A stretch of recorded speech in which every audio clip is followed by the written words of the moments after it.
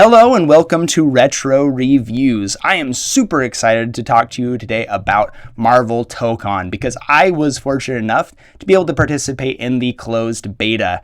And let me tell you, this game is going to be really good. If you like any ArcSys games, this is going to be right up your alley. It's very unique. It's very much an ArcSys game in terms of its DNA. It feels very much kind of like Fighters, kind of like Guilty Gear. There's a lot of that charm that ArcSys puts into all of their fighting games, but with the Marvel spin and the 4v4 spin and everything, it blends together to make a really compelling package. If you like these games, I loved Dragon Ball FighterZ. I actually competed in tournaments. I watched all the Evo stuff and everything. I was always so hyped to watch the meta develop, and all the characters were fantastic. It's the best Dragon Ball game of all time, and I don't think it's close.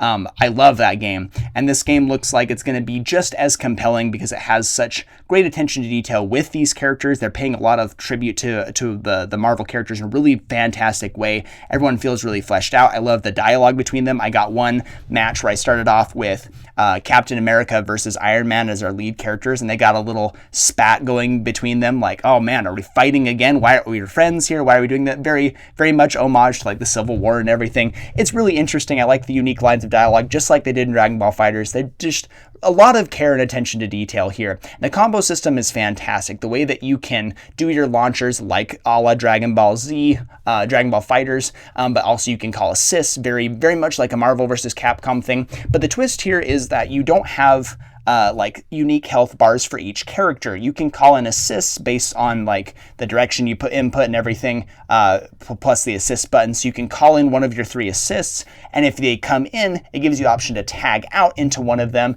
and then play as that character. But they all share one singular health bar. So if your assists start getting hit, you start losing your health. You have no way to tag out. This isn't like Marvel versus Capcom in that regard. You are not constantly trying to save your characters and restore blue life and anything like that, get rid of the chip damage.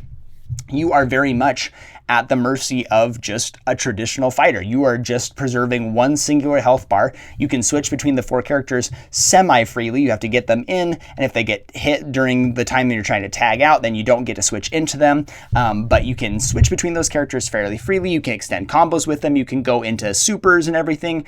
It's really cool. Each character also has unique attacks, which are mapped to your back trigger on the right side here. That's just really fantastic for each character. Like Captain America has stuff with like an uppercut, like very much like a dragon punch, or he can like dive down a la Beerus from Dragon Ball FighterZ, or he can throw his shield. He has like a lot of options there. Iron Man has really unique stuff with his air dash, so he can actually like turn on a flight mode. You can cancel out of some of his specials to go into those things.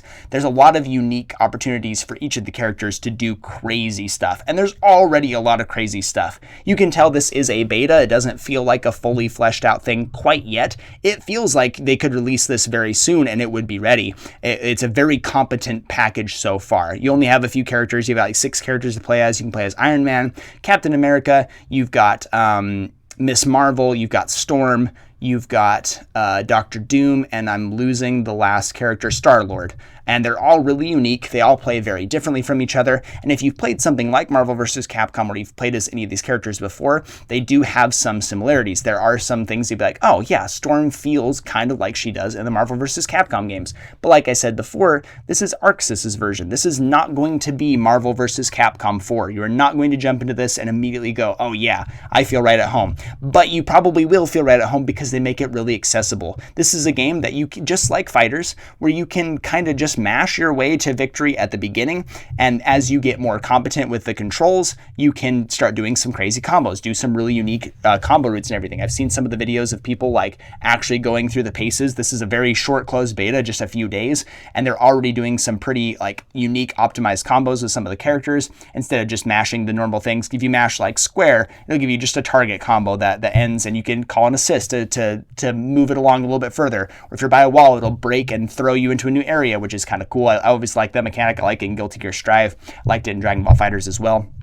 But if you start learning the combo routes, obviously there's a lot more intricacies going on here. This is going to be a competitive fighter, so they do a really good job of making it accessible for anybody. You can just mash and probably have a really good time. There's a lot you can do without having to use a lot of brain cells, but if you want to invest the time, the ceiling seems extremely high, which is what I like out of a fighting game. I like stuff that is very deep, but is at surface level very accessible as well. I've started playing fighters with one of my buddies who had been playing for a while, and he was really good. I could kind of mash my way out of a lot of things and pull off a few sneaky victories here and there, and then I had to, practice up and to be able to get to the point where I was as good as him, or even surpassing him at that point.